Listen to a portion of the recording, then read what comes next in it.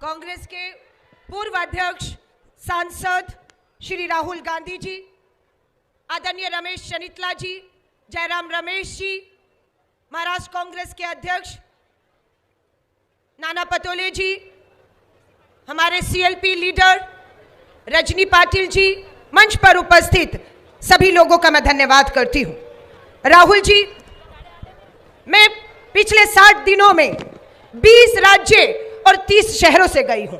उसमें 15 में 13 वो राज्य हैं जिनसे आपकी भारत जोड़ो न्याय यात्रा गुजरी है। मैं उन 10 राज्यों में गई जहां से आपकी भारत जोड़ो यात्रा गुजरी है। आज देश की आधी आबादी की नजर इस नारी न्याय सम्मेलन की तरफ टिकी हुई है। आज 5 गारंटी की आप घोषणा करने जा रहे हैं, जिसका बेसब्री से आधी आबादी को इंतजार है, क्योंकि जुमलों की इतनी वर्षा हुई कि मेरी बहनें आज देश की गरीबी, महंगाई, बेरोजगारी से त्रस्त हैं, जिसकी वजह से उन्हें घरेलू हिंसा का शिकार होना पड़ रहा है। राहुल गांधी जी, जब मैं महिलाओं में नारी न्याय सम्मेलन के माध्यम से गई, उन्होंने हमारे पूर्व प्रधानमंत्री, भारत रत्न शहीद श्री राजीव गांधी जी को याद किया, जो आपके पिताजी भी हैं। याद किया उन बहनों ने कि आज 14 लाख बहनें जो देश में पंच और सरपंच हैं, पार्षद और मेयर हैं, वो उन्हीं की देन है। हम आज शहीद राजीव गांधी जी को श्रद्धांजलि देकर एक बार पुनः याद करते हैं। राहुल गांधी जी, बहनों ने बताया कि केरला में राजीव जी के अधूरे सपने को आगे ले जाने का काम आपने करने का जो संकल्प लिया है। केरला में हमें सुना कि आपका आगे कहे कि देश की विधानसभाओं में, देश की लोकसभाओं में 33% कानून जो है वो आ गया, लेकिन लागू नहीं हो रहा। ये जुमला और धोखा हुआ है।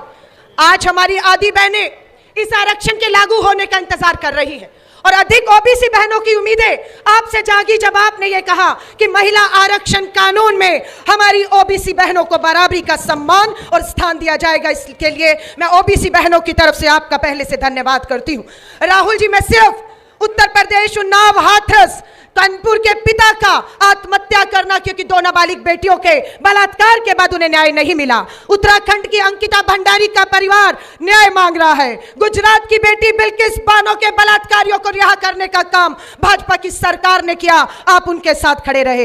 हरियाणा की बहादुर बेटी हमारी साक्षी मलिक न्याय मांग रही है।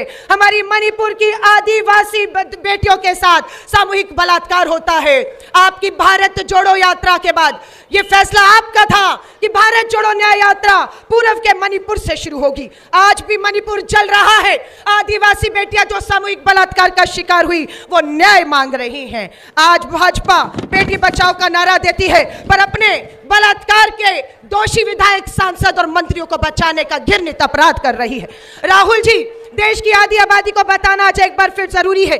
जो पूछते हैं कांग्रेस ने इस आधी आबादी के लिए क्या किया, ये कांग्रेस ही है जो घरेलू हिंसा कानून लेकर आई। ये कांग्रेस ही है जो कन्या भ्रूण हत्या पर कानून लेकर आई। ये कांग्रेस है जिसने राष्ट्रीय महिला आयोग बनाकर महिलाओं को न्याय देने का काम किया। ये कांग्रेस है जो निर्भया जैसे अपराध में एक उदाहरण पेश किया कि जब आप पीड़िता और उसके परिवार की मदद करना चाहते हैं, उन्हें न्याय देना चाहते हैं, तो निर्भया में हमने ये करके दिखाया कि न्याय कैसे दिया जाता है। हम लोगों ने मैटरनिटी लीव, गर्भवती बहनों को काम के दौरान मैटरनिटी लीव का कानून हम लेकर आए। कार्यस्थलों पर यौन उत्पीड़न का कानून कांग्रेस लेकर आती है। श्रमिक बहनों को समान वेतन मिल पाए, यह कांग्रेस कानून लेकर आती है। दहेज निषेध कानून कांग्रेस लेकर आती है। महिलाओं के साथ अश्लील हरकत करने पर भी एक अपराध माना जाएगा, यह कांग्रेस के शासनकाल में ही संभव हो पाया है। मैं राष्ट्रीय अध्यक्ष मल्लिकार्जुन खड़गे साहब और कांग्रेस के पूर्व अध्यक्ष राहुल गांधी जी के साथ श्रीमती सोनिया गांधी जी का भी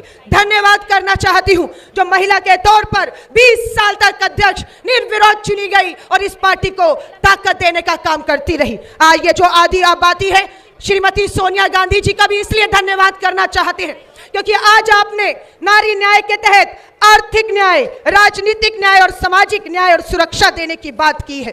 राहुल जी, मैं एक अखबार सिर्फ आपको सौंपूंगी। इस अखबार की हेडलाइन है कि आज भी हमारे देश और गांव में 97% हमारी बेटियां पीरियड्स में कपड़ा इस्तेमाल करने को मजबूर हैं। हमारी बहनें सैनिटरी पैड गांव-गांव में बनाकर इसमें सामाजिक सुधार और न्याय करना चाहती हैं। मुझे उम्मीद है आर्थिक न्याय के तहत हर महिला के हाथ में काम होगा और अपनी कमाई होगी। आने वाली गारंटियों में इसकी झलक हमें देखने को मिलेगी। हर महिला के हाथ में अपनी कमाई और अपना जो है काम होगा। आर्थिक सशक्तिकरण की बात आपने की है। मैं एक बार फिर से मंच का तहे दिल से धन्यवाद करती हूं। मैं दो शब्द कह के बात को समाप्त करूंगी, जो राहुल जी भी कहते हैं हम लोगों के लिए, कि कोमल है कमजोर नहीं तू, कोमल है कमजोर नहीं तू, शक्ति का नाम ही नारी है, जग को जीवन देने वाली, मौत भी तुझसे हारी है, मौत भी तुझसे हारी है। भारत माता की, भारत माता की, भारत माता की। धन्यवाद। जय हिंद।